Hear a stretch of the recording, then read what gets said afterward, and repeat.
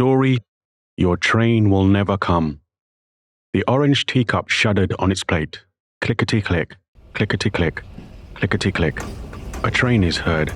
Its presence felt around the lounge. Paintings shake, clapping the wooden panels. The curtains dance to the rhythmic low din that is slowly increasing. Mortimer remained asleep beside the fireplace. I looked at the teacup as it begins to shift towards the edge of the table. The din gets louder. Mortimer's ears perk up. He looked at the cup as it reaches the edge of the table.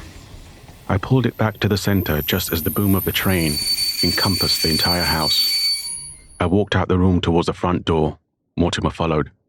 Opening it, I saw the black mist ocean coiling and twisting, ever present, rolling, wafting, colliding waves. A yellow haze appears in it. It moves around, slowly forming into a decisive beam, shifting towards me. It brightens as I slowly see the yellow spot it emanates from. The spot floats at a constant pace, shifting and edging side to side. Few minutes pass. Mortimer sits down on the porch, watching. The spotlight moves closer. Eventually, I see the silhouette of a man holding a hand lamp. He walked towards me. Reaching the edge of the mist, I finally see him, dressed in an orange high-visibility vest over his railway company uniform. He wears a dark woolly hat on his head. "Yours is the first light I've seen in a while," he said. "Come in, please." The man walked towards me. He was slow, even when taking the 3 steps on the porch. He slowly bent over and stroked Mortimer. "Shall I take my boots off?" I shook my head. "The lounge is to the left. There is a fire going. It will warm you." "Oh, I'm used to the cold, working nights and all. Name's Eric." I gave him a gentle nod. He entered the house and turned left and stopped.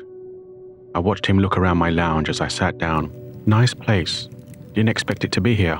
I'm glad it is." He sat down, placing his Bardic lamp beside him on the wooden floor as he sat, rubbing his right knee with his right hand. It's been giving me jip for a long time, especially in the cold. Mortimer came and sat down in his space next to the fireplace. Eric watched him rest his head on his paws. "I don't know how long I've been walking. Something told me that I needed to get to this place, so I just set out with whatever I had on me." Eric looked at his grey Bardic lamp beside him. "You know where you are?" Eric shook his head. "All I know is that you will decide where I go next. It won't be decent. I know that."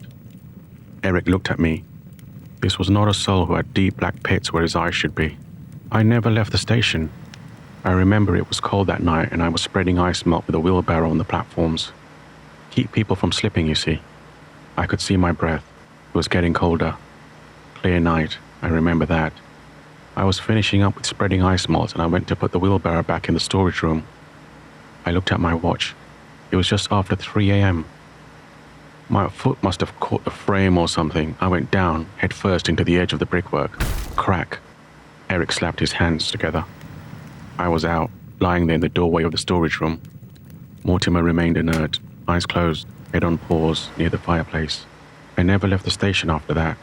Not at least until the mist out there spoke to me when I was lost in a memory. Black mist coiled through the entrance and began filling the edge of the room. Eric pushed back in his chair. "Do not worry. Remain seated and you will be safe." I looked at him. "It just wants to listen to your account. It whispers things to wound. One of the voices sounded like my wife. It does that sometimes. So why do you keep it around? A necessity. Even the black mist has an action to perform. It will disperse, slowly, when it is not fed anymore. But I can't see that happening for a very long time." "Is that where I will end up?" Eric said, his eyes a little afraid. I peered at him from my chair. "Let's get to it. I stayed at the station. I don't know why. Felt comfortable there, I guess. Just wandered around watching people come and go during the day. At night, I'd take a wander down the track with contractors. Honestly, I don't know why those guys get paid from the moment they book on. They only work a few hours down on the track, and then they're back again. One time I was watching them work. This guy was testing the live rail to see if it was on with a crid. That's a current rail indicator device. It tests to see if the juice is on for safety and all that. As he moved his hand, I got the urge to grab it, so I did, and then I pressed it down firmly on the positive rail. The guy screamed. I could smell his flesh burning. Reminded me of a pork sausage on the barbecue. I wanted to taste it. His eyes bulged with a current shooting through him. His whole body shivered. I kept his hand there. It felt good. I wanted more. I could feel the current running through me, only it was a faint hum. I wanted more. I kept his hand there. Slam! Somebody ripped him from me. The guy flew a few feet from the rail with another contractor on top of him. You okay? You okay? That contractor said. The guy was knocked out. His hand was toast, and so was the side of his face. I could smell it. I liked it. It made me feel awake. Eric wiped his eyes. I couldn't help myself after that. It just got worse. Never really been addicted to much in my days, but I guess this is what it feels like. Eric looked at me, his eyes forming dark pits. Right now, I want to shove your face into that fire there and let your pain flow through me. Mortimer was up and standing between Eric and myself. Mortimer. Mortimer licked his lips and came over to my side, turning to face Eric. I placed my hand on his head, soothing him.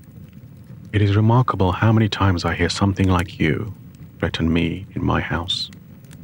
You do well to remember I can toss it through a door where your atoms will repel from each other. Just enough to feel that burn of ice fire. It will be just enough to burn, but not enough to rip your sentience apart. So you'll feel everything. You will remain frozen there, indefinitely. Eric's eyes pulled together, hazy brown again. At least I know where I'm going, Eric said. You want to go there? Eric nodded.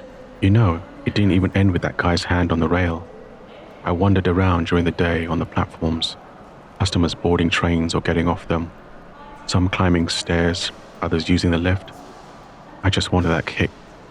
So as I saw this old lady slowly making her way down the stairs, it must have been 5, 6 steps up, I slammed my heel into her back. She flew down the stairs, crashing on her face, and rolled straight into a berth train. I couldn't stop laughing. I've never felt better. Eric crushed one fist in another. It didn't last, and I wanted more. Just some more. It's like something was urging me on. You know what I mean? I shook my head. There was nothing there. That was just you. Frustration, perhaps, or a wound of sadness deep within you that you've ignored for a long time. It was all you. It wasn't curbed or dealt with, so you took it out on others. I get that now. It was my first day on the job that came back and showed me what I had become. It was just after I gave that pram a slight nudge. The mother was too busy on her phone, so I thought, why not? Nudge. That's all it took, and the pram rolled in front of an oncoming train. Splat. Eric smiled. The mother's screams still feed me now. It will, at least until that day comes when I stop thinking about it. Eric wiped his eyes. Mortimer, still head on paws, watched him. I was thinking back. A couple of heavy footsteps were followed by the sound of the door slamming closed. My first day on the job. The on-duty supervisor gone, only me left. I looked around the overstacked corridor office, long with old paraphernalia plugged in. The station computer unit. Keyboard was connected next to the window. Above it, CCTV monitors jutted out of one corner opposite a computer terminal. A workbench lined the wall with space beneath it, where all leaflets, plastic wallets, and ticket office forms were forgotten. It was a sodding mess. What do? It's an office. You gotta work there. I went to the far end of the room and sat down at the supervisor's desk. On that was another computer, with a few radios, all plugged in, buzzing away. I placed my bag on the ground next to the heater. Right, I thought to myself, station check and then settle in for the night. I grabbed a radio and the phone, walked back down to the station computer unit, opened all the gates for safety and all that, stuck on my high visibility vest, clipped the radio to my lapel, and slid the phone into my pocket. I left the office and walked to the platform. The air was thin. Damn, my breath was visible and lingered in the air. I quickly grabbed my beanie and pulled it down over my head, logo to the back, of course. I didn't like the idea of being marked on my forehead by a logo. Something weird about that.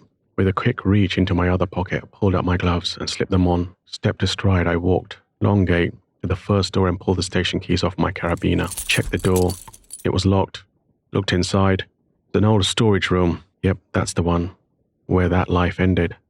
Lights on, I scanned the room, searching for damp, raising my eyes to the ceiling. I looked for leaks and wet patches. Barring the cold, the room was how it's always been, sparse and neglected. Bits of uniform, high-vis vest, and old equipment stored there, and it always smelled like soggy carpet. You should smell death, a voice said. What? I looked around, but there was no one there. Man, I gotta stop talking to myself. I took a few steps and went to check the lock on the metal gates. Still locked. I moved to the station computer room and pulled the door, checking it was still secure. I caught movement from the corner of my eye. It was at the edge of platform 2. The other side. It's not near. It would take ascending a staircase, walking along a bridge above the tracks, and then descending another staircase that led to platform 2 and 1. I could see him, a tall figure in a high visibility vest, stepped out from the underside of the stairs. I watched him. He was checking the lock on the door beneath the staircase. "Hey," I called out. No one had signed in with me. No contractors, no staff. So what the hell is he doing on my station? I walked to the stairs. I pulled my knee highs, taking 3 steps at a time up the stairs, heaving. Getting up 2 flights of stairs, I turned right and ran to the other staircase, where I jumped down 3 at a time, landing on the platform. I darted left and left again to see the underside of the stairs. There was nobody there. I looked down the track. Nobody. Then up. Nobody. I scanned the platform. It was empty. I must be seeing things, I thought to myself. I walked slowly to the waiting room, catching my breath. The room was still warm, but it was empty. I moved down the platform, opening doors, checking each room and area was devoid of any spillage, hazards, and that they were locked. Especially now that I'd seen someone on my station. It's my responsibility. The red light at the end of the platform turned green. I looked around to see if there was a train approaching. The air was quiet. The rain still thickened the atmosphere. A cold fill of air blew past me. I rubbed my neck, heating it up. I walked to the stairs to return to my office. I saw the signal's reflection in the glass window as I passed it. It had turned red again, and then I saw the high-vis vest just hanging off the side of the platform near the front. It looked like it had been torn. This does not look good, I thought to myself. Part of it dangled over the running rail. My chest felt like something inside was drilling to get out. I took a step towards the vest. My foot slipped, but I recovered. Tensing my legs, I crouched down. A thin film of ice covered the newly laid platform stone. Tiny steps, I edged towards the high visibility vest. I needed to take a look. I got to get the ice melt out. It would have made this so much easier. I thought to myself. Stop. I turned. Foot slipped. As I leaned forward, I slammed my feet into the ground to gain some traction, but it propelled me straight towards the edge of the platform, head first. Oh no. I stretched my hands out, trying to stop myself, but my hands just slipped off the ice, and I veered off the platform edge towards the rails. Rip. My high-vital thoughts raced through my mind at 1,000 miles per hour as I tried to look for something to brace myself. Glancing under the edge stone lip, something, anything to hold to stop myself from falling onto the live rails and being lit up like a Christmas tree. But there was nothing. This is it, I thought to myself. I pushed my hands on either side to avoid the live rails in the middle of the track. It slid closer, rapidly, and then everything happened in slow motion. My hands were headed for the rails.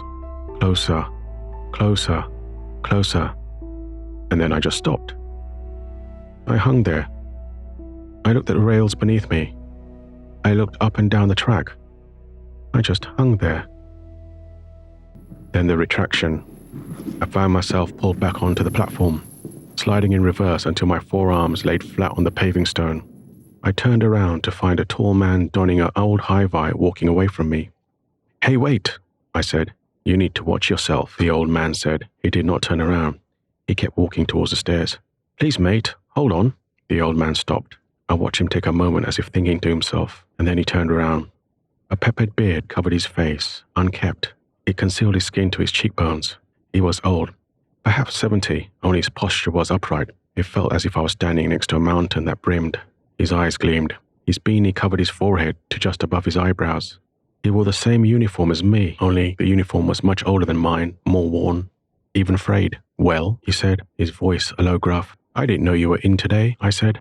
I followed him as he opened the waiting room door and entered the warm burgundy box of a room. Sparse, 2 long wooden benches and a heater. He walked over to the bench and sat down, resting his elbows on his thighs as he leaned forward. "Just arcing my back. Keeps me able," old man said.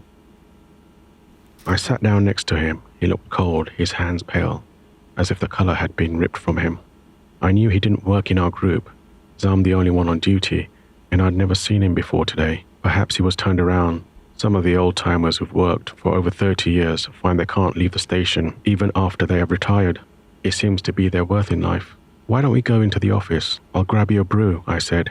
"I'm good, thanks." He rubbed his hands down his thighs. "I don't drink anymore." "Have you signed in?" He looked at me, big-eyed. "I'm just checking, that's all. You're working here. I need you to sign in. Come on, you know how it is. It's procedure." "Funny you should say that. It might be too costly," he said. What makes you say that? I was a little alarmed as it sounded like a threat. I'm not one to be threatened. Listen, mate, I know for a fact that you haven't signed in. So you want to tell me what you're doing here? I'll leave you to it, old man said. He got up. Wait. Cabin to supervisor, are you receiving over? A female voice said over the radio. I pressed the talk button as I stood. Supervisor receiving, state your message, over. I watched him. He gazed out the window, his back to me. The radio hissed and crackled. Ow. Really hate that sound. I turned instinctively. I usually do to shield customers from the noise, and because the information from the radio might be confidential. Looking down at the dial, I rotated the volume button, lowering the noise. Talk button pressed. Supervisor to cabin, state your message, over. I turned back only to find the waiting room empty. Old man was gone. The radio hissed again, and then it cut to silence. I looked at the screen. It was blank. The battery had died. Crappy batteries. I exited the room and headed for the stairs. Wide gate, fast strides. I can't really be on the platform without a working radio, as the radio is the only means of communication with the network and the emergency services. I scanned the platform looking for the old man. He was nowhere to be seen. Damn it. I took the stairs, 3 at a time, again, and made it to the top. Striding across the walkway, I descended them just as quickly as finding myself on platform 3. There he was at the far end of the platform, looking out at the track. Stay there. I'll be back in a sec, I said. He turned to me. His eyes stopped me dead. The second my eyes caught his gaze, the world fell away around the platform that led to him, as if it were erased from existence. I felt cold, a strange smell in my nose. I couldn't quite place it, but I didn't like it. It accompanied the cold as I took a breath. Lungs burned. It filled every cell in my body. I hurt. I hurt bad. It was as if each cell was crystallizing. I was being frozen. I imagine that is what space feels like and smells like, if it had a fragrance. All I could see was a platform that led to him. I took a step. I looked down to find that my foot was on 2 inches above the platform. I pressed hard, but it would not descend any further. I was stood on something solid and invisible. Old man smiled. I took another step.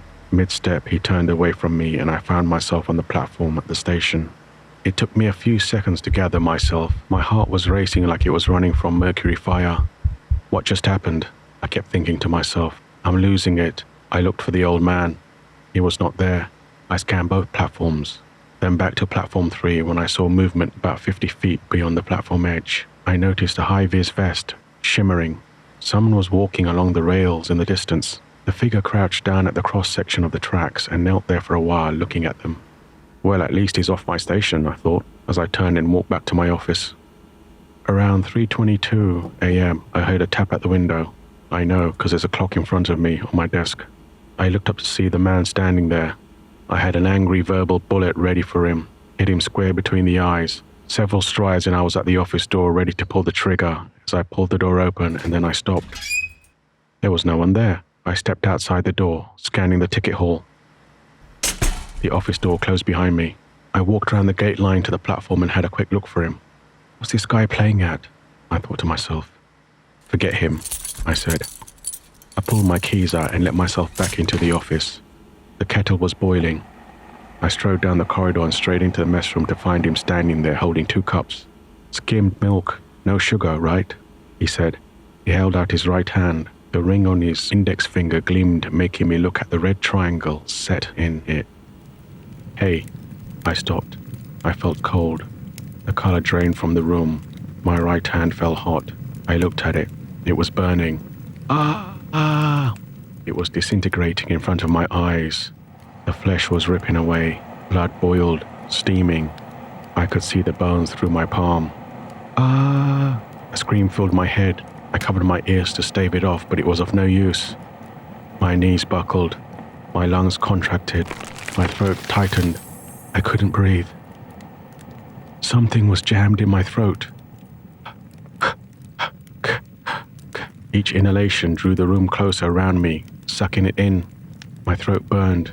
My lungs burned. My eyes burned. I was dying. I was terrified, scrambling for breath. The room swallowed me. Soundless, dark. Eric looked at me. He hugged himself. Never felt like that before. I peered at him. Kept watching him sitting in my armchair. He continued. I found myself on the office floor, cold. My head felt like someone had drilled a hole in it, front to back. I sat up. The old man sat in the low office chair at the desk, chair swiveled to face me. He rested his right ankle on his left knee. Relaxed. Black polish on the front of his boot had worn to grey lines. It had seen lots of pavement for sure. "What's going on?" I said. The old man just watched me. "You going to answer me or what?" "You look so peaceful. I didn't want to disturb you," he said. His face neutral, his eyes still fixed on me as I stood up, as if he were meditating. I figured that if this went south, I was at least standing to face it. My fingers folded into fist. Apprehension with a healthy slab of fear fed them. "I like your camera," old man said. I looked over at my black rucksack on the desktop. "Did you look in my bag? That's taking the piss, mate." The old man just looked at me. He tapped his finger against his thigh. I heard a faint screeching in my right ear. My hand instinctively touched my ear. It was cold. I looked at my fingertips. Wet. I touched my ear again and looked at my fingertips. Still wet. The screeching sound kept buzzing. I used to have a camera like that. I loved it. There was this time in Namibia where I was leaning a little too far out over a dune, and I slid over. Camera came rolling down with me over some rocks and tough sand. It was solid. It took the hit like a trooper without flaking. The only sign of hurt were tiny scars where it was cut by sand. "It's amazing how fine the sand is out there," old man said. "Did you hear that? The screeching?" "I think it's in my ear." I pressed my ear, blocked it with my little finger and shook it. The old man tapped his knuckles on his thigh. "Is it getting louder?" old man said. So. I rubbed my ear. The screeching faded a little. I blocked my ear and opened my mouth. Closed it. Opened it. Closed it. The sound faded with each fish-like impression. Old man watched me. His knuckles rested on his thigh. "I'm not feeling too good, mate," I said. "Perhaps that's what you need to see things as they are." The buzzing in my ear faded. Well, it was bearable with the exception of the occasional echo. Right now my head hurts. "When did you last take a photo?" old man said. "I don't know, it's been a while. Camera's been in my bag for a few months now. Hadn't had time to touch it." "Huh. I know that too well. I used to make a point of taking at least one image a day, and I would struggle for something interesting to shoot, so I thought, leave it. I'll do it tomorrow. And then tomorrow the same thing, or I got too busy. Eventually it was weeks before I picked up my camera, and then months. One day I just forgot. Now I don't even recall how to switch one on." Old man looked at his fingers. I rubbed my head. It still throbbed, and his talking made it worse. Old man's left hand moved. I watched him touch the red triangle on his index finger. An echo brought a memory with it, forming an image in my mind. It was moving like a motion picture reel. My first photograph. I held an old Canon DSLR with a 24mm lens on it. It was heavy in both my hands. The winder turned as I pulled it back with my thumb to load the first frame, ready for exposure. Fuji black and white film ISO 400 was ready for me to snap a shot. Focus the aperture to catch anything clearly 6 feet from me. "Come on, watch the puddle." I turned to see Louise leaping over the puddle. Snap. I knew that was a good one. She smiled at me as she kept walking. "How did you know that was a good one?" old man said. "Gut instinct." I went and got the film developed, and bang, that image just popped. "It gave you a buzz, didn't it?" I smiled, just thinking about it. It did stir something in me. On the flip side, when I couldn't get the shot, it pissed me off. This is why you study. Even the gifted need to persevere, study, hone their craft, old man said. "So I've been told, or you can stick at this job and forget about why you used to love taking photographs. I do this to do that." Huh, that's what I used to say. A lot. Then slowly I grew comfortable. Now I just walk around on platforms. I might as well be dead, old man said. Arms on his thighs, he leaned towards me, gazing at my eyes. My eyes locked with his. I felt cold. My eyes hurt. Ice was forming over them. They closed. I found myself in a cave. I reached in my pocket and pulled out my small keychain torch. It lit the way. Barely. Well, as long as I kept the button pressed anyway. The cave was covered in ice that glistened as my torchlight hit it. I aimed it at the ground and saw a natural path leading further in. I moved slowly, baby steps, shimmying. The ice was slippery, and I didn't want to land on my arse. I moved further in, round a bend, and then I saw him. The old man stood in full uniform and high vis, a frozen popsicle. Ice rooted him to the ground. I shone the torch at his face. His eyes were crystallized. His expression invoked sadness. No evolution of mind, no change, eat, get fat, and be sedentary. This is where you will end up when you let the fire inside you burn out. Old man's voice filled my mind. I heard footsteps behind me. I turned and found myself back in the office, on the floor, my eyes on the old man's boot. It was tapping. Why are you doing this? Old man watched me. I rubbed my head, not sure why, as the throbbing had ceased. Why did that image grab you? You answer my question first. He stopped, still watching me. I am the most qualified to deal with you. There. Now answer my question, or I'll take you back to the cave. He meant it, his face stern. I'd seen that look before. No amount of discourse would dissuade him. His mind was made up. I recalled the image to my mind's eye and gazed at it. Who are you? The old man tapped his knuckles on his thigh. Ah! The sharp sound in my ear grew louder. My feet were being squashed in from all sides. I looked down. Ice was forming around them. I tried to get up, and I found myself rooted in the cave. Ice had formed around my feet. It was rising. It felt like I was being stabbed repeatedly with a million needles. Ah! Eyes rose up my body, covering skin, splintering veins, vessels and nerves, expanding blood, freezing it. Okay. The ice seized, and with it the pain. I remained rooted in the cave. It seemed to capture life. The composition made me feel something, like it was revealing life's design, inner working, a glimpse of it anyway. I don't know, maybe I'm just talking crap, but it's like I had just seen something I'd never seen before, and it made me feel good. My fingers went numb. This is not a good sign. I have seen a few images that made me feel like that, so I don't think you are talking crap, as you said. Besides, you're smiling even though you're stuck in a cave, slowly freezing to death, old man said. He stood in front of me in the cave. Kill me then. That's what you want. Old man smiled. I don't need to do that. You've already done that. It started the moment you settled on life and stopped trying to figure things out. The cave was brighter. I could see more of the surrounding cavern, only I'm not sure where the light was coming from. I do miss it. It's just that I keep putting it off till later. Need more time to do it, I keep telling myself. I'm so shattered after work, I just want to go home and sleep. I'm not getting any younger, you know, and I wear socks in bed now because my feet freeze even when I'm covered in 2 duvets. Old man tapped his knuckle on his leg. The buzzing ping-ponged in my head. Ow! You want to end up in a high-vis for the rest of your life? In this uniform? Old man said. It doesn't sound so bad. A decent wage, minimal hassle. I've had worse jobs. I bent my fingers, clasping. They didn't hurt anymore. I looked down. The ice around them had disappeared. My hand looked warm, like I had it in my pocket all this time. Old man took my hand. A zap of energy jolted in my body. I shouldn't be doing this, but I need you to understand, and you're not getting it, old man said. He grabbed my hand. A surge of electricity burst through me. It burned. An acrid fume hit my nostrils. It was my skin burning. Blood boiled, seeping through my pores, evaporating the instant it hit the cold air. Eyeballs dried. My vision distorted, hurting. It snapped to black. Darkness. I gasped. Air just wasn't going in. My lungs were shrinking. Nerves flayed, throbbing. Muscles constricted on the verge of snapping. I couldn't control anything. It was pain beyond measure. Then it was gone. Nothing. I felt nothing. Yes, you are awake. Listen to me, old man said. His voice was dead sound. No reverb or echo. We might as well be in a sound studio. I tapped my thigh. No sound. That is a good way to look at it. Now listen.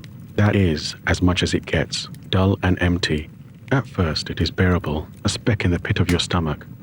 And then that speck spreads. Along with it, a dull ache stretches across your torso, feeling like a concrete suit that covers your entire body, constricting you as it dries. It never shatters, but remains there, a dull throb through your entire body, never ending. I looked for the voice, but it was so dark that I couldn't even see my hands in front of me. I pulled my knees up, painless. I sat up, taking care to feel around. Yep, still in the cave. Oh, you won't be going nowhere. Are you not listening? Old man said. Why are you doing this to me? I stood up. My legs moved freely. I better start looking for a way out, I thought to myself as I reached out my hands. I could feel nothing ahead of me. I took a small step, feeling the ground beneath the ball of my left foot. Slowly. The last thing I need right now is to take a fall into a deeper hole. Feel free to move around while you can, old man said. Why are you doing this? I've done nothing to you. I took another small step, rough ground but nothing more. My next step was less cautious, more rough ground. I took a few more steps, again, rough ground. I started walking faster. My elbows lowered. I felt more confident. I kept walking. I'll find a way out, definitely, I thought to myself. 5 minutes later, I was still walking in the same direction in full flow. The ground was fairly level and my arms held an actual swing. I began to see shapes around me, no longer pitch black. I could make out the grey mass of the cave walls on both sides. They still seemed about 50 feet away on each side. Ahead, a faint glimmer of light twirled in the air. Guess I better head for that, I thought to myself. I kept walking. The darkness slowly turned. It took shape around me. Faint, distant shapes formed into a familiar tree line. Bright bulbs of amber light sharpened into platform lights, equidistant apart, lining the platform to the ramp at the end. Beneath my feet, the rough ground leveled off into a dusky platform, and to my right, I could see the rails 4 feet below. The air was cold. It hurt to breathe. I turned at the sound of footsteps behind me. "Let's go lamp out the trains," old man said. He walked beside me as we both headed for the stairs that was now clearly visible ahead. I never left here, gatekeeper. It was all in my head. Eric looked at me. Mortimer watched him. Eric turned his gaze to the flames dancing on the logs in the fireplace. Mortimer exhaled, closing his eyes. I watched as Eric's mind glanced back to the station. I ended up wearing a high-vis right till the end. You see, I got up after a brief accident that nearly killed me, but I couldn't be bothered. I let the fire burn out, and instead I just came here every day and worked in my high-vis. I got myself a pad to live in, a decent holiday twice a year, all the trimmings of a half-decent life. Only the routine and procedures became my timetable for life. Dull. I forgot as I was on automatic. I never left the cave, old man said. He kept his eyes on the ground in front of him. It's not a bad wage. I can see why lots of people stick at this job. He looked at me, bardic lamp in hand. He checked the light temperature. Flick. A red beam blasted the platform for an instant. Flick. The beam turned to amber. Flick. The beam was now green. Flick. Green light went off. You've not heard a word I've said. Is that what you really want? Wear a high-vis till the end? Okay then. He moved off, striding towards the stairs. I looked at him. It wouldn't be so bad, I thought to myself. I followed him. He was sprightly for an old-timer. He took the steps 2 at a time and reached the top, turning right out of sight in no time. He strode across the walkway, descending the stairs. I followed. Where are you going? I jogged across the walkway and descended the stairs to find him standing where I had slipped on the platform. He looked at the ground. What are you doing? He kept his eyes fixed on the ground. He tapped his knuckle against his thigh. Ah! I held my ears. The screeching was louder, my vision blurred. You're doing this. My knees buckled. I hit the deck. Why are you doing this to me? He crouched down and peered in my eyes. I watched him. There was a deep sadness. It looked familiar. Please stop. What for? What difference does it make if you expire now rather than later? You will do a good job here, don't get me wrong. But you will not do more. Your dreams, all gone. The hardest thing is that you wouldn't have minded so much. That's bull. You don't know that. I do. I lived it. That doesn't mean I'll live it too. It does. He leaned down. His bristles scratched my face as he whispered in my ear. It does. Because I am you. And I walked away from this accident a year ago. Only I never left the cave. Old man pushed my head against the live rail. My nose burned in front of my eyes. The flesh was ripping away. Blood boiled, steaming before it dripped. A scream filled my head. I covered my ears to stave it off, but it was no use. My knees buckled, my throat tightened. I couldn't breathe. Something was jammed in my throat. Everything snapped to black. A tear fell from Eric's eye. He wiped it away from his hand. I thought I could intervene at this moment to change things, but it's over. Eric looked at the fire. He turned and looked at me. I'm ready now, gatekeeper. I got up. Please, follow me, I said as I left the room. Mortimer got up. He waited for Eric to get up and follow me, and then he fell in behind Eric. I led Eric left, down a set of stairs, and then turned left and stopped at the first door, the basement. I opened the door to the cave-like area where Eric was frozen before by an older version of himself. Eric's eyes widened as he saw it. Inside, the older version of himself waited for him. "Guess I'm back where I was before," he said. Walking in, he turned to me. "Eric, you never left," I said. I closed the door. I followed Mortimer upstairs. We both ended up in the lounge again. I watched him circle his spot on the rug and lie down. You might be wondering why I sent Eric back to that place. The reason is, he was not ready to feel better of himself. Maybe he will later. Maybe he won't. Either way, I will be here to open that door again when he's ready to come out. Eric wasn't a bad soul. He was just lost. It happens to all of us from time to time. Every now and then, you gotta take stock. Take a look at yourself, make sure you're on the right path. Otherwise, you might end up like Eric, in a cave, facing yourself. And that's not pretty, trust me. See you next Sunday at 11, where I'll introduce you to a vampire. Godspeed.